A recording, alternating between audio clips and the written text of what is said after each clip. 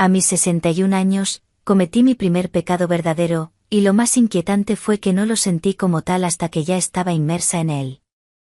Mi nombre es Elena, y hasta hace poco creía saber exactamente quién era, una profesora de literatura jubilada, viviendo una existencia apacible en la colonia Condesa de Ciudad de México. Mis días eran un ritual predecible. Por las mañanas cuidaba mis macetas de lavanda y cactus en el patio, por las tardes me sumergía en las páginas de Rosario Castellanos, y por las noches esperaba a mi esposo Carlos, un médico internista, que regresaba del hospital con su cansancio crónico y un beso fugaz en la mejilla. Pero en una noche de octubre, bajo un cielo cargado de nubes, todo cambió. Estábamos en una gala por el 30º aniversario del Hospital Ángeles, donde Carlos había trabajado por décadas. Nunca me gustaron esos eventos, el murmullo de conversaciones vacías, las risas ensayadas, el brillo excesivo de las luces. Aún así, Carlos insistió tanto que me puse un vestido de seda negro que se deslizaba como un susurro sobre mi piel. La tela, suave y fresca, abrazaba mis curvas, aún definidas a pesar de los años, y su roce me hacía sentir, por un instante, más consciente de mi cuerpo. Escogí unos tacones de terciopelo azul medianoche, bajos pero elegantes, que hacían un leve clic contra el suelo. Un collar de perlas pequeñas y un brazalete de turquesa completaban mi atuendo, reflejando la luz tenue del espejo. Me pinté los labios de un rojo granate, un color que no usaba desde hacía años, y noté como mis ojos, enmarcados por finas líneas del tiempo, parecían brillar con algo nuevo. El evento se celebraba en el Hotel Camino Real, un lugar de lujo con candelabros dorados y un aroma embriagador de perfumes caros y flores frescas. Carlos, como era su costumbre, se perdió entre colegas, dejándome sola junto a una mesa de postres decorada con fresas cubiertas de chocolate. Fue entonces cuando lo vi, Raúl Salazar, el director del hospital, un hombre cuya presencia llenaba el espacio. Su traje gris oscuro se ajustaba perfectamente a su figura, y el aroma de su colonia, una mezcla de cuero y bergamota, llegaba hasta mí antes de que él hablara. Siempre había sido distante, un simple, buenas noches, en eventos pasados. Pero esa noche cruzó el salón con pasos decididos, sus ojos fijos en los míos, como si ya supiera algo que yo apenas comenzaba a intuir. Elena, ¿podemos hablar un momento?, dijo con una voz baja, casi íntima, que hizo que mi piel se erizara bajo la seda. Asentí, confundida, y lo seguí por un pasillo adornado con mosaicos de Talavera, donde el bullicio de la gala se desvanecía. Entramos en una salita privada, con paredes de caoba y un sillón de terciopelo carmesí que parecía invitar al descanso. El aroma de su colonia se mezclaba con el leve olor a incienso que flotaba en el aire, envolviéndome como un velo invisible. Me senté, ajustando mi vestido con cuidado, consciente de cómo la seda se deslizaba sobre mis rodillas. Mis dedos, adornados con el brazalete de turquesa, se entrelazaron en mi regazo, y sentí el peso de su mirada.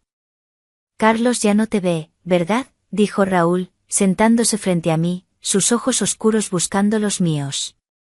La pregunta fue como un destello en la penumbra. Intenté responder con firmeza, no sé de qué hablas. Llevamos 38 años juntos, una vida sólida, construida con esfuerzo. Pero mi voz tembló, y él lo notó. Inclinó la cabeza, con una sonrisa suave, no burlona, sino cargada de una empatía que me desarmó. Elena, hay silencios que dicen más que las palabras. Te he visto en estos eventos, siempre al fondo, discreta, pero con ojos que revelan todo lo que callas. Miré hacia el ventanal, donde las luces de la Ciudad de México titilaban como estrellas caídas. Sus palabras removieron algo profundo, algo que había enterrado bajo capas de rutina. Carlos era un buen hombre, leal, trabajador, respetuoso. Pero, ¿cuándo fue la última vez que notó el perfume de jazmín que usaba desde nuestra boda? ¿O que dejé de usar aretes porque me sentía invisible? ¿O que las bugambillas del patio habían muerto y no las reemplacé? Raúl continuó, su voz como una caricia. Cuando alguien pasa tanto tiempo apagada, empieza a creer que eso es lo que merece. Sentí un escalofrío, no por el aire fresco, sino por la verdad que sus palabras desnudaban. Mis dedos rozaron la seda del vestido, y ese contacto, tan sutil, me hizo consciente de mi propio cuerpo, de mi respiración acelerada. No somos de la generación que busca emociones intensas, Raúl, respondí, intentando sonar convencida. Valoramos la estabilidad. Él me miró, no como un superior, sino como alguien que veía más allá de mi fachada. ¿Y quién dice que no puedes tener ambas? Su pregunta me dejó sin aliento. Sentí el roce de mis tacones contra el suelo, el peso del brazalete en mi muñeca, el perfume que había elegido esa noche. Raúl no invadía mi espacio, solo estaba allí, presente, respetando cada rincón de mi silencio. No quiero incomodarte, Elena, dijo, inclinándose ligeramente, pero a veces alguien de afuera ve lo que quien está dentro ya no percibe.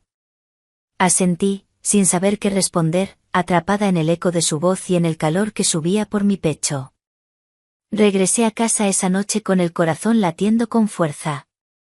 Carlos conducía, hablando de un nuevo protocolo hospitalario, mientras yo miraba por la ventana, aún atrapada en esa salita, en esa mirada que me había desnudado sin tocarme. En casa, mientras él trabajaba en su estudio, me miré en el espejo del pasillo. Mi vestido de seda reflejaba la luz tenue, mis tacones descansaban junto a la puerta, y mi cabello gris, suelto, caía sobre mis hombros. ¿Cuándo dejé de sentirme mujer? Me acosté junto a Carlos, pero no dormí. La frase de Raúl resonaba como un mantra: te veo, Elena, incluso cuando tú misma no te ves. Al día siguiente, bajo un cielo cubierto de nubes grises, Carlos salió temprano, besándome distraídamente en la mejilla. Me quedé sola, mirando mi celular. El número de Raúl estaba grabado en mi memoria, aunque nunca lo guardé. Tras dudar varias veces, marqué. Elena, dijo con calma, ¿un café? Sin preguntas, sin prisa. Acepté, casi sin pensar. Nos encontramos en un café en Coyoacán, un lugar con mesas de madera rústica, paredes decoradas con fotos antiguas y el aroma de chocolate mexicano recién preparado. Llevaba un vestido azul cobalto, de un tejido ligero que rozaba mis rodillas con cada paso, y un collar de plata con una pequeña amatista que brillaba bajo la luz. Raúl me miró, no con deseo evidente, sino con una atención que me hacía sentir viva. Mereces más que solo existir, Elena, dijo, y sus palabras no eran una invitación a una aventura, sino un recordatorio de mi propia existencia. Esa tarde, mientras ordenaba el armario de Carlos, encontré una caja escondida entre sus camisas perfectamente dobladas. Dentro, una carta escrita a mano, impregnada de un perfume añejo. Querido Carlos, aquella noche en San Miguel de Allende nunca la olvidaré. Con cariño, Isabel. Mi corazón se detuvo. No era rabia, sino un eco de mi propia búsqueda. Carlos también había tenido sus silencios, sus deseos ocultos. Cerré los ojos, sosteniendo la carta, y sentí una punzada de reconocimiento, no era la única que se había perdido en nuestra rutina. Esa noche, cuando Carlos regresó, puse la carta sobre la mesa de la cocina. Sus ojos se nublaron, no con negación, sino con una tristeza contenida. Fue hace años, Elena, un error que guardé como un recuerdo, explicó, su voz quebrada. Por primera vez en décadas, hablamos de verdad. Yo también me perdí, Carlos, confesé. No estoy con nadie, pero estoy empezando a encontrarme. La lluvia caía afuera, pesada, como si el cielo también necesitara desahogarse. Nos miramos, vulnerables, y supe que algo había cambiado.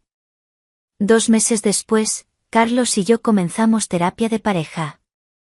Desenterramos dolores antiguos, culpas calladas, palabras que nunca dijimos y que construyeron muros entre nosotros. Hubo lágrimas, silencios, pero también valentía. Carlos empezó a verme de nuevo, una mañana llegó con claveles rojos, mis flores favoritas, diciendo simplemente, pensé en ti. Yo volví a dar clases de literatura en un taller comunitario, a caminar sola por el Zócalo, a escribir en un cuaderno que guardo junto a mi cama. De Raúl no supe más, pero su mirada me dio un espejo donde vi a una Elena que aún vivía. Una noche, mientras tomaba un té de manzanilla, mi celular vibró. Un mensaje de Raúl: Elena, hay una carta para ti en el café de Coyoacán. Léela cuando estés lista. No he ido aún. La idea de esa carta, escondida en algún rincón de ese lugar lleno de aromas y memorias, me persigue. ¿Qué dirá? ¿Hablará de un deseo que nunca nombramos? ¿O será un adiós? Mientras miro la lluvia golpear las ventanas, me pregunto si estoy lista para descubrirlo, y si esa verdad me llevará a Carlos, a mí misma, o a un camino que aún no imagino.